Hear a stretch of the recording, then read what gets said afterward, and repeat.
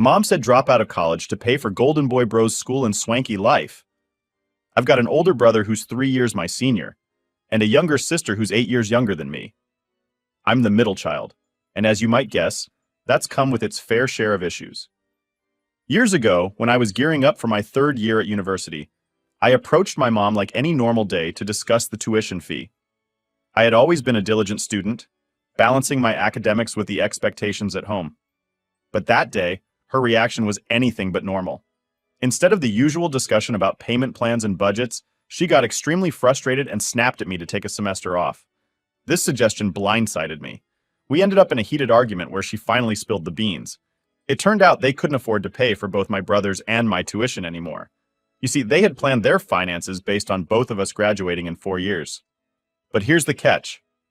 My brother was supposed to have graduated by the end of my first year at university. Instead, he was still floundering in a transitional college, which is usually just a stepping stone of 1 to 2 years. Yet, he had been stuck there for 5 years. I was floored. All my life, I had maintained straight A's, focusing on my studies with the end goal clearly in sight. During our argument, I was so frustrated that I even threatened to drop out completely. To my surprise, this seemed to relieve my mom. She actually wanted me to quit university, get a full-time job, and hand over my earnings to support the entire family. Despite the emotional turmoil, I refused to let my academic goals die. I took out a student loan, secured 3 part-time jobs, and somehow managed to juggle everything. By the time I graduated, in the expected 4 years, mind you, with a double major and an extended minor, I had paid off all my loans. I walked out of university completely debt-free. Throughout this time, I kept my parents in the dark about my financial struggles and achievements, though I suspected they knew more than they let on. I didn't invite them to my graduation. After everything that had happened, I moved out and started fresh. There's a whole backstory about how my parents and brother abused me, but that's too deep and painful to dive into right now. Essentially, there was no real financial hardship causing these decisions. It was a clear choice they made, preferring to allocate my intended funds to support my perpetually struggling brother instead. My brother's academic journey was a chaotic one. He bounced from one college to another for over 10 years, never managing to secure a degree or certificate. Yes, my parents financed this entire endeavor. Meanwhile, my sister faced her own challenges. Initially, she didn't get accepted into any universities, but managed to secure a spot after writing a compelling second-chance essay. However, she dropped out after just a year, unable to cope with the demands. Though she's quite capable, her pride has kept her from pursuing a 2-year degree at a community college, which might have been more her speed. The twist in the story came recently. Out of nowhere, my mom called me, furiously berating me for not inviting them to my graduation, which was 8 or 9 years ago. She screamed about how I was the only one in the family to graduate from university, and called me an asshole for depriving them of the chance to see me walk the stage. I was so taken aback by her outburst. I just held the phone away from my ear as she vented her rage. When she finally ran out of steam, I calmly responded with a lie, just to throw her off and end the conversation. I told her, "I don't know what you're talking about. I dropped out of university and never graduated. I have to go now. Bye." And with that, I hung up. Sitting back and reflecting on this entire journey, it's clear that the path I've taken, while lonely at times, has been necessary for my growth and sanity. It's a saga filled with struggle, perseverance, and ultimately, a kind of bittersweet victory. So am I the a-hole for doing that? Edit 1. Growing up in a typical Asian family, there's this huge emphasis on education. It's like super important. But there's also often this expectation that the oldest son has got to be the star, the pride of the family. That was totally the case in my family. My mom, she really put all her bets on my older brother. She wanted so badly for him to succeed and be that source of family pride, which I get to some extent. It's a cultural thing, really pushing for your kids, especially your first son, to do well. But here's where things get messed up. While she was so focused on him, it felt like she was willing to sacrifice my chances to shine. And that hurt, you know? It felt super unfair, especially because in our culture, having a degree and doing well in school is a big deal. So when it came down to choosing between supporting his education over mine, she picked him, even though he was, to put it mildly, not exactly killing it academically. He kept messing up, bouncing from one college to another, and just not taking it seriously. Meanwhile, there I was, busting my butt day in, day out. I was juggling classes and multiple jobs to pay for my own tuition, because my mom had redirected all her financial support to my brother. Every single day, as I worked those long hours after classes, I'd remember the reason why. It fueled this grudge inside me. I was angry and felt sidelined in my own family. And yeah, holding on to that grudge felt petty at times, like maybe I was just being bitter. But at the same time, it felt justified. I was doing everything right, following all the rules I was supposed to, working hard, and still getting the short end of the stick. It just kept piling on, this sense of being unfairly treated, while he just kind of floated through without much care. Getting through university under those conditions was rough. It was more than just the physical tiredness from working and studying. It was emotionally draining, feeling like you're in this alone, without the support you expected from your own family. I gotta say, the messages and support I've gotten from you all really hit me deep. It was so emotional to read through your kind words and praises. They mean a lot, especially coming from a time in my life when I felt pretty much overlooked at home. I've tried to respond to as many messages as I can, and I'm sorry if I missed replying to anyone out there. Please know that I'm super thankful for each and every one of you who took the time to reach out and share a bit of kindness. So that's my story. It's a bit of a mixed bag. Some tough times, a bit of bitterness, but also a lot of growth and some unexpected support from places I never imagined. Thanks for letting me share and for being part of this journey with me. Edit 2. Hey everyone. I've been blown away by your support and all the questions about my background, so I think it's time to give you all a deeper look into the whole situation with my family. This one's going to be a bit of a ride. Growing up, my brother Kai was always the golden child, the one who could do no wrong in my parents' eyes. This wasn't just about a few extra privileges here and there. It was about a systematic favoritism that affected everything, including how I and my younger sister Ellie were treated. One particularly sharp memory sticks out from when I was about 10. Kai had messed up pretty bad at school, something involving a prank that went sideways. The school called our parents, and there was a big meeting with the teachers. I remember overhearing my parents afterwards not scolding him, but almost praising him for being clever enough to think of such a thing. Meanwhile, I won a regional science fair that same year, and all I got was a "that's nice, dear," with barely a glance up from the TV. As we got older, this pattern didn't just continue, it got worse. When it came time for college, the discrepancies in how we were supported became painfully clear. I've already told you about the tuition fiasco, but it was more than that. My parents would bend over backwards to give Kai chance after chance, ignoring his constant failures, while I was left to fend for myself. This kind of neglect wasn't just financial, it was emotional, and sometimes even physical. I remember one winter, Kai had taken my winter coat to go out with his friends. I told my mom it was freezing and I needed my coat back, and she just shrugged and told me to toughen up and deal with it. When I tried to take it back from Kai, it turned into a fight, and I ended up with a bruised rib. My parents blamed me for the altercation, saying I needed to learn to share and not be so selfish. These events weren't just isolated incidents, they were part of a larger pattern of abuse and neglect that made my childhood and teenage years incredibly tough. Despite all this, I pushed through, determined to build a better life for myself. Now, fast forward to the present, and things are still complicated. My parents have started reaching out more, especially since I've established a stable career, and Kai's prospects have dimmed considerably. They seem to want to mend fences, but it's hard to forget all those years of being second best or even invisible in their eyes. Now for the top comments before the updates. Not the a-hole. My heart hurts for you, Opie. I'm so sorry your parents didn't fairly value your achievements while they were busy changing an unrealistic dream about your brother. Parents are not supposed to have favorites, and being so blatant about it has had major consequences for you.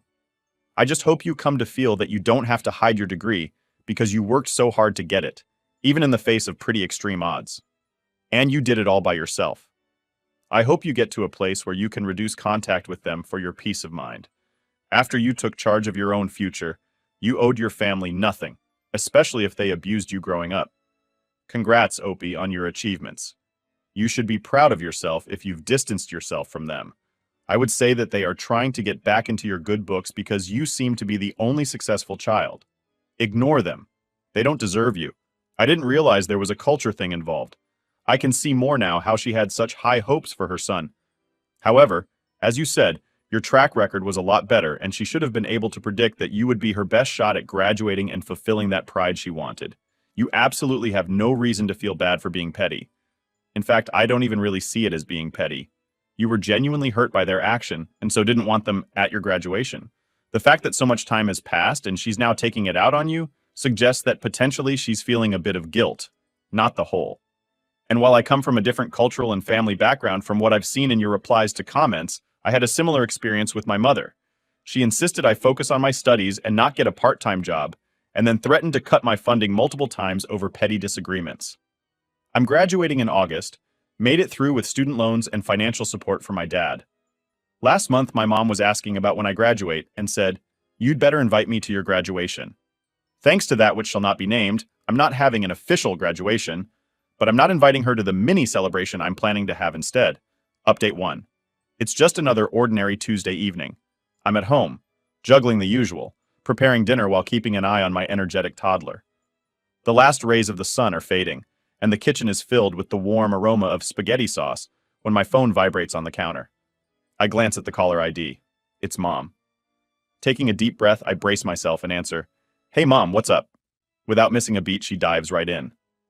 "Your brother's starting his own business, and he needs some financial help. It's time you contributed." I'm taken aback. "A business? What kind of business? And why am I hearing this from you and not him?" He's been really busy getting everything planned out. "Look, we're family, and helping each other is what we should be doing," she replies, her tone indicating this wasn't up for debate. Pausing, I stir the spaghetti sauce, buying some time to think.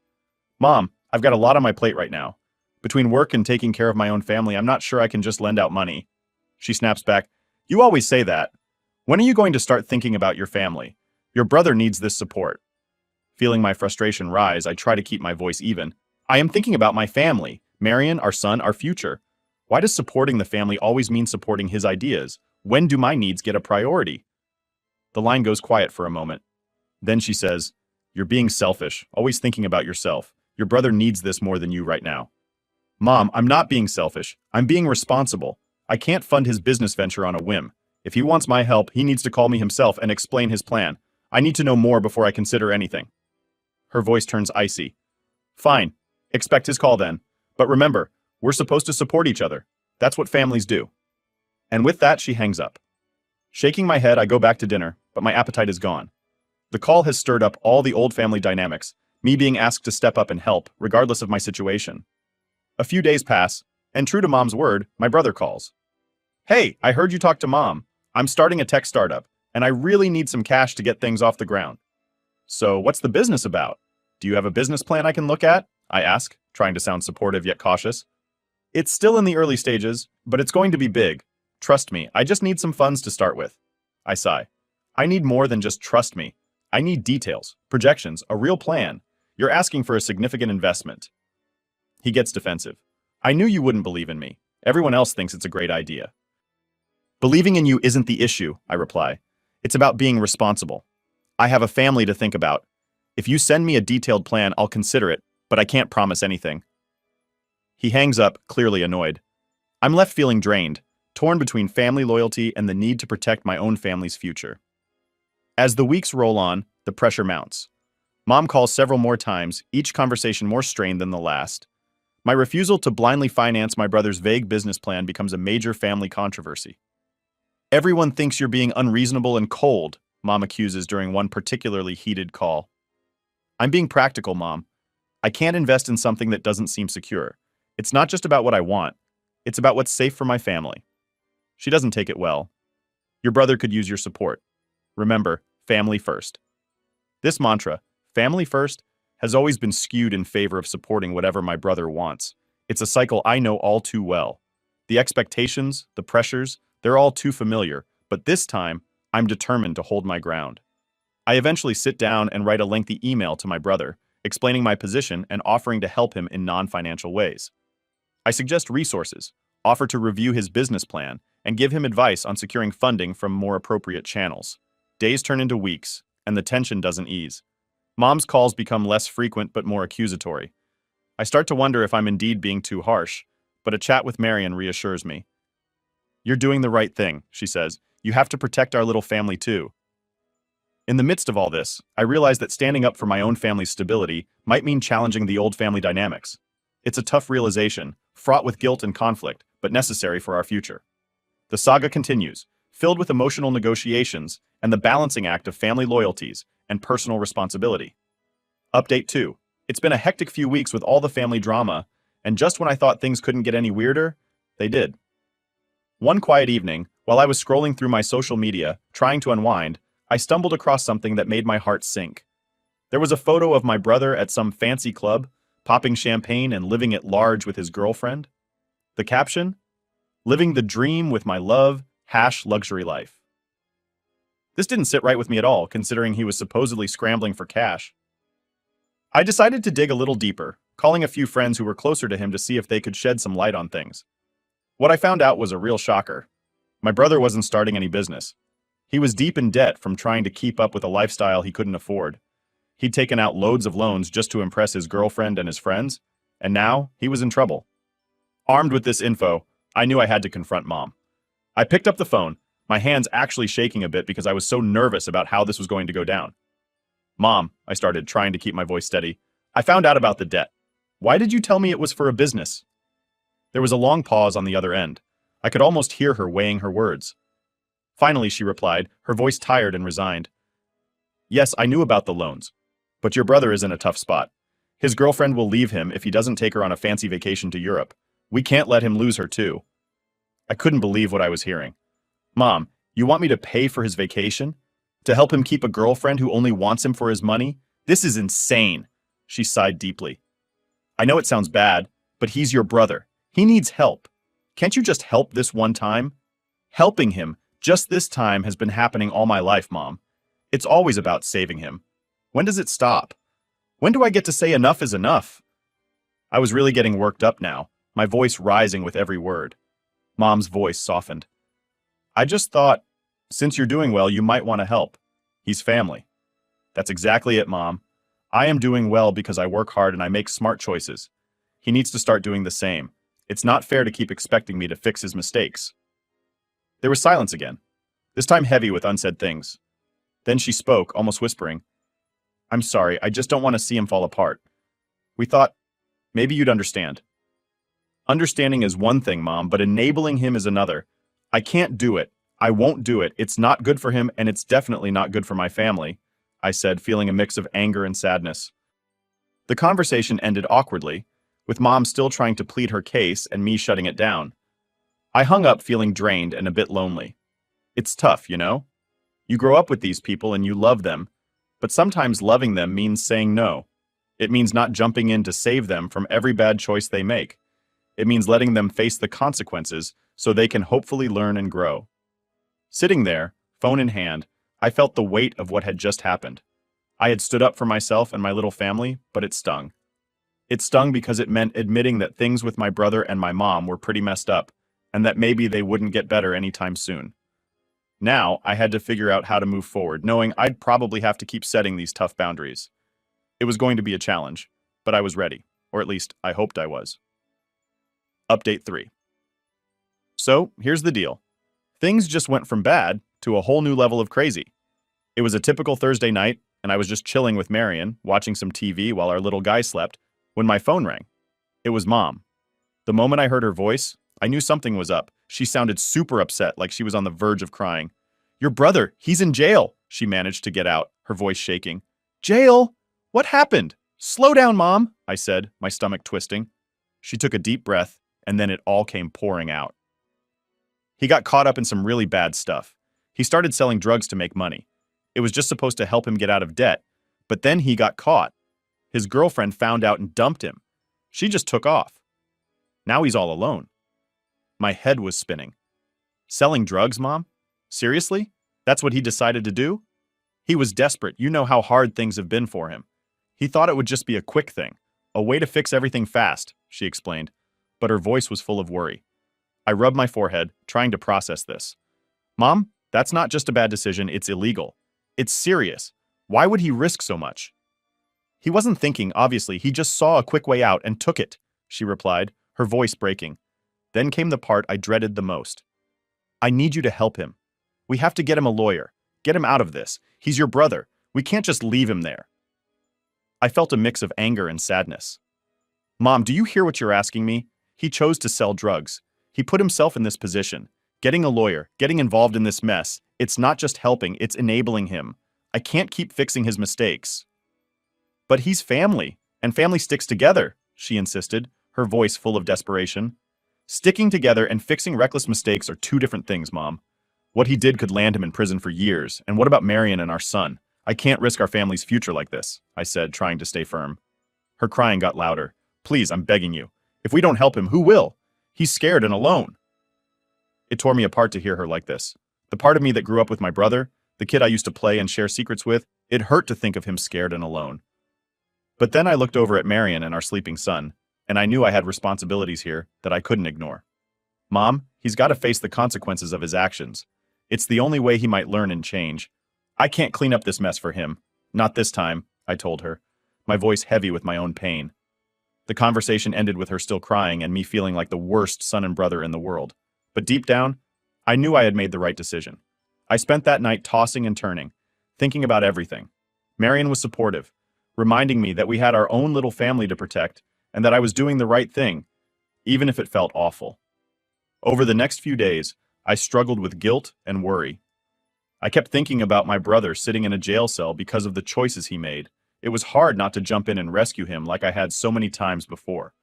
But I knew that this time had to be different. He had crossed a line that I couldn't just erase. So that's where we're at. It's been a roller coaster of emotions, and I'm just trying to keep my head above water, making sure I'm there for Marion and our little guy, while also dealing with the fallout from my brother's choices. It's tough, really tough. But I'm trying to hold on to the belief that sometimes the hardest decisions are the ones that are most necessary. Update 4. Things have gone from bad to completely upside down. Remember how my brother got himself into trouble? Well, now it's somehow become my fault, at least according to my mom. It started with a call from her a couple of days after we last talked about my brother's situation. This call, though, wasn't like the others. She was upset, really upset. Look what you've done. Because you didn't help him, he turned to selling drugs, she said right off the bat. Wait, what? How is this my fault? I was confused and a bit angry. You refused to help him when he needed you. If you had just lent him that money, none of this would have happened.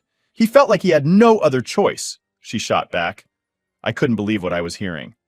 Mom, that's not fair. Selling drugs was his choice, not mine. I can't be blamed for his decisions. Well, you might as well have pushed him into it. You knew he was desperate. Her voice was rising, full of blame. That's really low, Mom. I've always tried to be there for him within reason. But supporting him financially when he's been irresponsible is something I can't do. I have Marion and our son to think about, I tried to explain, hoping she'd see reason. Oh, so it's just about your little family now? What about your brother, your own flesh and blood? There was a bitterness in her tone that I hadn't heard before. Before I could respond, she continued, and just so you know, I've told everyone about how you refused to help him. They all know what kind of person you are now. You're telling the whole family? Mom, why are you trying to turn everyone against me? I asked, shocked by her actions. Because they need to know the truth. Maybe if you feel a bit of what your brother is feeling, you'll understand, she said sharply, and then hung up. I was left staring at my phone, stunned. Over the next few days, my phone was buzzing, but not in a good way. Texts, some calls, and a bunch of social media messages popped up, all from family members throwing shade my way. They had taken Mom's side without even hearing mine. It felt like high school all over again, with rumors and sides being taken. Frustrated and feeling cornered, I reached out to my Aunt Lisa, hoping for at least one ally. Aunt Lisa, have you heard what's going on? I asked when she picked up. Oh, honey, yes, I've heard. Your mom's been saying a lot, but you know I don't jump to conclusions. What's your side? She asked, her voice calm and steady. I took a deep breath and told her everything, from the supposed business investment to the truth about the debts, and now the drug dealing. I just couldn't support his illegal activities, Aunt Lisa. I have my own family to protect. Aunt Lisa sighed. I understand, darling. It's a tough spot, but you're doing what you think is best for your family, and I respect that. I'll talk to your mom, try to calm things down. Thanks, Aunt Lisa, I appreciate it, I said, feeling a little relief. But the relief was short-lived. The family drama continued to bubble. Some cousins started unfollowing me on social media, and a couple of uncles sent texts that were less than kind. It was like a small war had broken out, and all because I chose to stand by my principles. Marion saw how stressed I was getting. Maybe it's time to step back a bit, focus on us, on what's important, she suggested one evening as we sat watching our son play. You might be right, I agreed, though the idea of pulling away from my family, even if they were being unreasonable, hurt. As days turned into weeks, the tension didn't ease much. Mom called a few more times, each call as tense as the last. You need to fix this. He's your brother, she'd say. And he's an adult, Mom. He made his choices. I can't always clean up his messes, I'd respond, feeling like a broken record. It was clear that setting boundaries with my family was going to be one of the hardest things I'd ever do. But for the sake of my own little family, for Marion and our son, it was necessary. Sometimes, the right decisions are the toughest to make and even harder to live with. But I was learning that they were often the most important. Update 5. After weeks of tension, hurtful words, and family divisions, things came to a head in a way I never expected, forcing me to make one of the hardest decisions of my life. It started with yet another heated call from my mom, but this time, something was different. Look, if you're not going to help your brother, then I don't know if I can even call you my son anymore, Mom said, her voice cold and sharp. I was taken aback by her harsh words. Mom, are you hearing yourself? You're willing to disown me because I won't support illegal activities.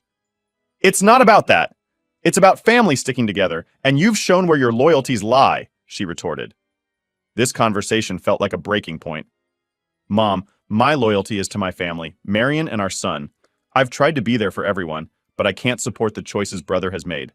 And if that means you questioning my place in this family, then maybe it's time for me to step back. There was a heavy silence on the line. I could almost hear her processing my words, weighing them against her expectations. If that's your choice, then so be it. Maybe it's better if we don't talk for a while, she finally said, her voice a mix of sadness and defiance. Hanging up the phone, I felt a mixture of relief and profound sadness. I knew that cutting ties with my mom, even if temporarily, was a significant step. But it was necessary for the health and well-being of my own family. Over the next few days, the reality of the situation began to sink in. I informed Marion about my decision, and she supported me, understanding the gravity of the choice I had made. We discussed how this would affect our son, and agreed that we needed to focus on creating a stable and healthy environment for him, free from the ongoing drama and negativity. I also reached out to a few close family members, like Aunt Lisa, explaining my decision. While some understood, others were more hesitant, stuck in the middle of the family conflict. Are you sure about this? Cutting ties with your mom is a big deal, Aunt Lisa cautioned over the phone. I know, Aunt Lisa, and I don't make this decision lightly. But for now, it's what I need to do. For my sanity and for the peace of our little family. I hope with time, things might change, and we can find a way to reconnect on healthier terms, I explained, my voice steady but full of emotion. As the weeks turned into months, the space and distance from the immediate family drama allowed Marion and me to focus on our son and our future. We started planning for his upcoming birthday, focusing on the joys of our little family unit. Through all of this, I learned a tough lesson about boundaries and the complex nature of family loyalty. It was not an easy path, but it was necessary. And while I hoped that one day things could be mended, I knew that any future relationship with my mom would need to be built on mutual respect and understanding, with clear boundaries that protect the well-being of my own family. So that's where I'm at now. It's not the easiest of times, but sometimes, the right decisions are the toughest ones to make. Here's hoping for a future where things can be a little brighter, and family ties can be healed in a way that's healthy and positive for everyone involved.